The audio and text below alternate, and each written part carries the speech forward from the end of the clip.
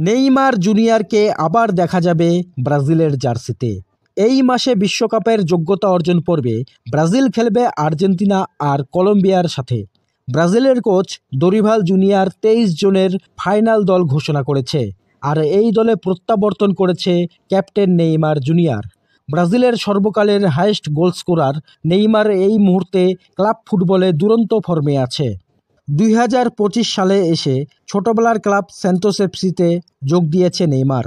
বর্তমানে তিনি ফর্মে ফিরেছেন এবং গোল করে দলকে জিতাচ্ছেন। কর্নার থেকে ডিরেক্ট অলিম্পিক গোল করছে, আবার ন্যারো অ্যাঙ্গেল থেকে অসাধারণ ফ্রি কিকে গোল করে ব্রাজিল ফ্যানদের ভরসা দিচ্ছে। 2025-এ এখনও পর্যন্ত 7 ম্যাচ খেলে 3টি গোল করেছে আর 3টি অ্যাসিস্ট করেছে। ম্যান অব দ্য ম্যাচ হয়েছে 4 বার। অ্যাটাকিং মিডফিল্ডে খেলে পুরো দলের খেলা তৈরি করছে, ড্রিবলিং করছে, আগের মতো স্কিল দেখাচ্ছে, পুরো দলকে লিডও করছে। ব্রাজিল দলেও ফর্মে থাকা নেইমারকে দরকার, কারণ ব্রাজিল জাতীয় দলে শেষ কিছু ম্যাচ ধরে একটা জিনিস মিসিং আছে, আর সেটা হলো দলটাকে কন্ট্রোল করা, লিড করা, একজন নেতার অভাব, যাকে দেখে সবাই উদ্বুদ্ধ হবে। নেইমার জুনিয়র এই অভাবটা ব্রাজিল দলে পূরণ করতে পারবে, কারণ ব্রাজিল দলে এই মুহূর্তে অনেক ইয়ং প্লেয়ার আছে, আর বেশিরভাগ প্লেয়ারই নেইমারকে আদর্শ মনে করে। চোটের জন্য গত কয়েক মরশুম ধরে নেইমার জাতীয় দলে নিয়মিত খেলতে পারেনি, কিন্তু এই সময় নেইমারের ফিরে আসা ব্রাজিল দলের জন্য অনেক প্রয়োজন ছিল। সামনের বছর 2026 ফিফা বিশ্বকাপ আছে, আর এই বছর থেকেই দলটাকে গুছিয়ে নিতে হবে।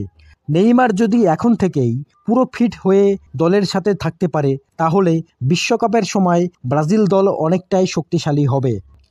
এদিকে ব্রাজিলের 23 জনের ফাইনাল দলে সুযোগ পেল না অস্কার দস স্যান্টোস। ব্রাজিল ফ্যানদের কাছে এই নামটা ইমোশন। সুদর্শন চেহারা, অসাধারণ কোয়ালিটি, যে কিনা গোল করতে পারে, গোল করাতে পারে, খেলা তৈরি করতে পারে, সুন্দর পাসও বাড়াতে পারে এবং দূরপাল্লার শটও মারতে পারে, যার মধ্যে অল্প বয়সেই ছিল লেজেন্ড প্লেয়ার হওয়ার সব কিছু। অল্প বয়সেই হয়েছিল বিশ্ব ফুটবলের আইকন। ব্রাজিল জাতীয় দল হোক কিংবা চেলসি এফসি, সব জায়গাতেই দুরন্ত ফুটবল খেলেছিল কেরিয়ারের শুরুতেই। সেই অস্কার ইউরোপ ছেড়ে চীনে চলে যায়। সেখানেও সে তার অসাধারণ খেলা দিয়ে ফ্যানদের কাছে প্রিয় হয়ে উঠেছিল। চাইনিজ ফুটবলের কিংবদন্তি হয়ে উঠেছিলেন 8 বছর খেলে। 2025-এ নিজের দেশ ব্রাজিলে ফিরে আসে অস্কার। ছোটবেলার ক্লাব সাও পাওলোতে যোগ দিয়ে এখনও পর্যন্ত প্রতিটি ম্যাচে ভালো পারফর্ম করেছেন। 11টি ম্যাচ খেলে 2টি গোল করেছে আর 4টি অ্যাসিস্ট করেছে এই বর্ষিয়ান তারকা। 4টি ম্যাচে ম্যান অব দ্য ম্যাচও হয়েছেন তিনি। পুরনো ব্রাজিল ফ্যানদের মনে আশা জুগিয়েছিলেন যে তিনি আবার ব্রাজিল জাতীয় দলে ফিরবেন। ব্রাজিলের কোচ দরিভাল জুনিয়র অস্কারকে 52 জনের প্রাথমিক দলেও রেখেছিলেন, কিন্তু 23 জনের ফাইনাল দলে রাখেননি। ব্রাজিলের ফ্যানরা হতাশ হয়েছে অস্কারকে টিমে না দেখে। বিশেষ করে পুরনো ব্রাজিল ফ্যানদের আশা ছিল 10 বছর পর আবারও ব্রাজিলের জার্সিতে নেইমার আর অস্কারের জুটি দেখা যাবে, কিন্তু আপাতত সেটা হচ্ছে না। আমরা পুরনো ফুটবল ফ্যানরা জানি অস্কার আর নেইমারের মাঠের মধ্যে সেই জুটি কেমন ছিল। এই দুইজন ট্যালেন্টেড প্লেয়ারের মধ্যে কম্বিনেশন ছিল দেখার মতো। দুইজনের প্লেইং স্টাইলও সেম এবং দুইজন মাঠের মধ্যে এবং মাঠের বাইরেও ভালো বন্ধু ছিল। এদিকে ব্রাজিলের কোচ দরিভাল জুনিয়র বলেছেন অস্কারকে তিনি প্রাথমিক 52 জনের দলে রেখেছিলেন, কিন্তু ফাইনাল 23 জনের দলে রাখতে পারেননি। কারণ হিসাবে তিনি বলেছেন অস্কার বহুদিন জাতীয় দলের বাইরে ছিল, 8 বছর চাইনিজ লিগে খেলেছে। ওখানকার ফুটবল আর ব্রাজিলের ফুটবলের মধ্যে অনেক পার্থক্য আছে, তাই ব্রাজিল দলের সাথে মানিয়ে নিতে তার অসুবিধা হবেই। ব্রাজিলের লিগে আরও ম্যাচ খেলতে হবে অস্কারকে। তবে দরিভাল জুনিয়র এটাও বলেছেন তিনি সাও পাওলোর হয়ে অস্কারের খেলা দেখেছেন। অস্কার যে ভালো ফর্মে আছে এটাও তিনি ভালো মতোই জানেন। অস্কারকে না নেওয়ার আসল কারণ হচ্ছে ব্রাজিল জাতীয় দলের সাথে মানিয়ে নেওয়ার ব্যাপারটা। কোচ আরেকটি পয়েন্টও বলেছেন অস্কার যে পজিশনগুলোতে খেলে সেখানে অলরেডি ভালো প্লেয়ার আছে, যেমন অ্যাটাকিং মিডফিল্ডে নেইমার আর ম্যাথিউস কুনহা আছে, আবার উইং দিয়ে ভিনিসিয়াস, সাভিও, রাফিনা, রড্রিগোদের মতো টপ ফর্মে থাকা প্লেয়ার আছে। তাই এদের কারোর বদলে অস্কারকে 23 জনের দলে রাখা সম্ভব না। যদি স্কোয়াড 26 জনের হতো তাহলে অস্কারের থাকার সুযোগ ছিল। এদিকে ব্রাজিলের 23 জনের দলে জায়গা পায়নি এন্ড্রিক। এন্ড্রিককে নিয়ে ভাবা হতো ব্রাজিলের ভবিষ্যতের নাম্বার 9। ব্রাজিল দলে অনেক ভালো মানের উইঙ্গার আছে, কিন্তু ভালো কোনো সেন্টার ফরওয়ার্ড নেই। এন্ড্রিক কিন্তু মাত্র 16 বছর বয়সেই ব্রাজিল লিগে ঝড় তুলেছিল। অল্প বয়সেই সাইন করেছিল রিয়াল মাদ্রিদের মতো বড় ক্লাবে, আর এত অল্প বয়সেই ব্রাজিলের জাতীয় দলেও অভিষেক করে। স্পেন এবং ইংল্যান্ডের মতো শক্তিশালী দলের বিপক্ষে তাদের ঘরের মাঠে গিয়েই গোল করেছিল এবং ব্রাজিলকে জিতিয়েছে আর হারা ম্যাচ ড্র করিয়েছে।